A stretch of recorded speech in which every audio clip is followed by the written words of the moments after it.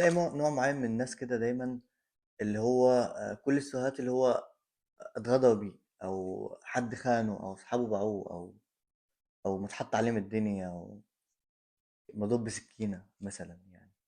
طب ما تعالوا بس نحل الموضوع ده بخطوات بسيطة. يعني مثلا هنكتب كده مثلا، يعني قبل ما تشوف الموضوع الناس ده بعدوا عنك ليه، طب ما شوف انت شخصيتك اولا ايه.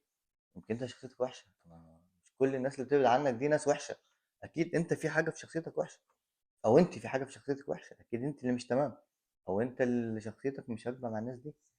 هو بالعقل يعني لو 10 مثلا عملوا نفس الموقف، يبقى الواحد الغلط مش العشرة كلهم غلط، مش متفقين عليك يعني، ولا متفقين عليك، مش لامير ديانة انت. ليش يعني؟ يبقى شوف شخصيتك واسلوبك مع الناس عامل ازاي، او شخصيتك واسلوبك مع الناس عامله ازاي، بعدين يبقى تعالج عاوي. ما تجيش تجعوي في الستوري وانت مش عارف شخصيتك عامله ازاي. شوف الدنيا ماشيه ازاي، بعدين تعالج عاوي. اهلا وسهلا، احنا قابلين.